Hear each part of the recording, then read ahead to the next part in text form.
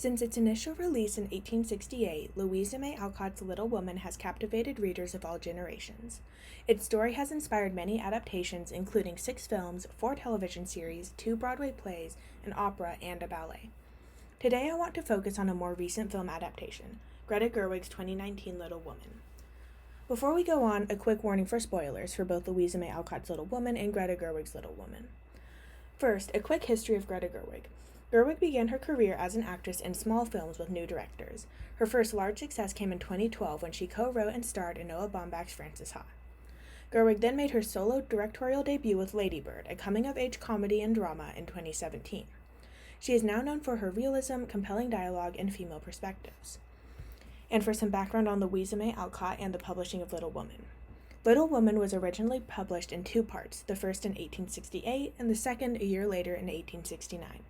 After the publication of the first part of the novel, which told stories of the 4 March sisters growing up in the Civil War era, Alcott's fans and publishers began to pressure her for an ending where all the sisters are married. Alcott expressed frustration for this in her journal, saying, "Girls write to ask who the little woman marry, as if that is the only end and aim of a woman's life. I won't marry Jo to Laurie to please anyone."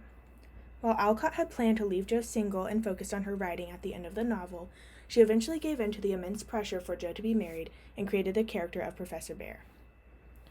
Gerwig's Little Woman opens with Jo, one of the 4 March sisters, walking into a publishing office to try and sell one of her short stories. Jo is able to sell the story, although for less than the publishing company usually offers for stories of that sort, and then she receives some advice from the publisher. Tell her to make it short and spicy, and if the main character is a girl, make sure she's married by the end. Or dead, either way. Excuse me? This line stands out for a couple of reasons. First, this advice seems similar to what Alcott experienced while writing Little Woman. Meg, Jo, and Amy ended up married, and Beth ends up dead. Second, the line highlights one of the main themes that Gerwig explores throughout the film. While this theme is also present in the novel, Gerwig puts an extra focus on the decision between pursuing passion and practical survival, meaning marriage, for the woman of Little Woman.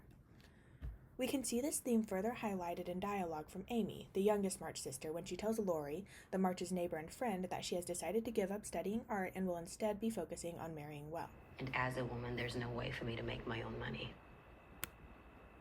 Not enough to earn a living or to support my family.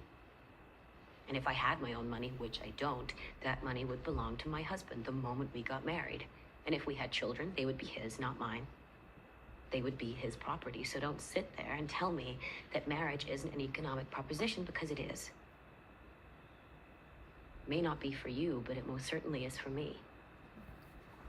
This speech by Amy is not in the novel and was actually suggested by Meryl Streep, who plays Aunt March, to help the contemporary audience understand the powerlessness of unmarried women. As I mentioned before, this speech also plays into the theme of passion versus survival that Gerwig explores. Amy enjoys painting, but realizes she's not good enough at it to be largely successful. With this realization came the understanding that in order to comfortably survive, she would have to get married. This sentiment is echoed by Jo at the end of the film when she goes to publish her book. Jo agrees to change the ending of her book so the main character gets married, later saying, "If I'm going to sell my heroine into marriage for money, I might as well get some of it," while negotiating her cut of the profits from her book. Jo explores marriage further as she, throughout both the novel and the film, is adamantly against getting married and wants to instead write and spend time with her family. Interestingly enough, this is where Gerwig parts from the novel. In both texts, Laurie proposes to Jo and she turns him down. After this, later in the novel, Jo changes her mind about marriage and marries Professor Bear and has children and puts writing on hold. However, in the film, Jo begins to have second thoughts about turning down the proposal. With the help of her mother, she realizes she still doesn't want to marry Laurie, but she also feels lonely. Like this new understanding also recognizes the theme of passion versus survival. They have minds, and they have souls, as well as just hearts. And they've got ambition, and they've got talent, as well as just beauty. And I'm so sick of people saying that love is just all a woman is fit for. I'm so sick of it. But I'm so lonely. Gerwig's change in the story adds depth to Jo's understanding of marriage without her actually changing her mind and getting married. It also emphasizes her closeness with her family. Jo isn't necessarily lonely because she's not married. She's lonely because her sisters are growing up and moving away. The lines before Jo declares she is lonely are lines from Alcott's diary. They also create a statement about women in marriage, showing love and marriage are not the only things that women can do with their lives. Another change Gerwig made from the novel is Joe's ending with Professor Bear. While Joe and Professor Bear still fall in love, Gerwig leaves it up to the viewer to decide if they actually get married or not. The closing scenes of Little Women go between Joe's school, where she, Meg, and Amy, alongside their partners, are celebrating their mother's birthday, and Joe, standing alone, watching her book be printed. In the final moments of the film, Joe stands alone with her freshly printed book held closely to her chest. This scene blurs the lines between the character of Joe and Louisa May Alcott. In the original Little Woman, Joe never writes Little Woman. In fact, she doesn't write a novel at all. Gerwig's Joe not only writes a novel, but she also faces the same problem Alcott faced when it came time to publish. Just end it that way, will you? Greta explained why she changed the ending in an interview, saying, I had this feeling of it when in the book Joe says, and then Joe stopped up her inkstand, didn't write again. I'm like, what?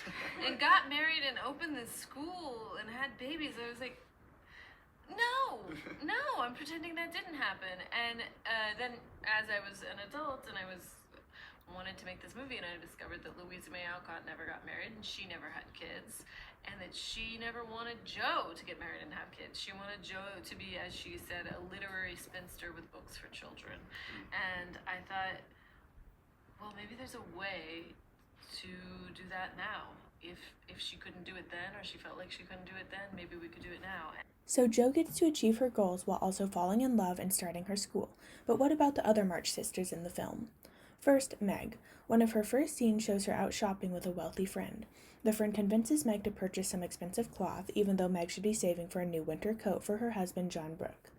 This later leads to an argument between herself and John, and then even later a resolution where John tells her to keep the fabric and Meg reveals she sold it. In between these scenes, we learn that Meg, as a young girl, aspired for wealth and enjoying the finer things of life. Despite the incongruity of her hopes and her reality, Gerwig shows little of Meg's struggles, especially compared to the novel. Beth, the second youngest March sister, seems to be the closest to Beth in the novel. She is gentle and quiet, enjoys piano, and dies at a young age. Beth does play a larger role in Joe's writing, telling her to keep writing even after she passes. Her relationship with Mr. Lawrence is also given more significance as a source of support for both herself and Mr. Lawrence. The most significant changes between Meg, Beth, and Amy happen with Amy. In an interview with Teen Vogue, Gerwig talks about why she chose to portray Amy in the way that she did. She said, I actually think it's telling that for all 150 years that these girls have existed, no one has ever liked Amy because she's the one who most clearly says what she wants. I think it's a good sign that now suddenly this little girl who says exactly what she wants is something we may be like now. Amy has often been the character that is least liked by fans. Alcott describes her as spoiled and getting her way more than her sisters. Additionally, because of the lack of a direct antagonist in the story, readers sometimes put her into this position by default. Gerwig puts a spin on Amy's character, focusing on her artistic talent and maturity as she grows older. Amy's "Marriage is an Economic Proposition" speech that was shown previously is a fantastic summary of Gerwig's take on her character. On a larger scale, Greta Gerwig tells the audience about her characters in Little Women using duality. The back and forth between present time and 7 years prior throughout the movie gives the audience a direct comparison between the sisters as children and the sisters navigating their adult life. As an example, the scene where Meg's husband finds out about the $50 she spent on fabric is directly preceded by a scene where Meg is embarrassed at a ball and asks Laurie, "Let me have my fun for tonight. I'll be desperately good for the rest of my life." These scenes, in a way, show Meg repeating the same mistake of choosing luxury over herself and her relationships, but they also serve to develop the characters in Little Women. The back-to-back scenes like these show the continuation of each sister's values, the growth of their relationships with each other, and the ways in which each sister is imperfect. These time skips don't always feature the same sister. For example, the scene where Amy is told by Aunt March she must marry well is sandwiched between scenes of Beth's sickness, which emphasizes the pressure Amy probably feels to be successful.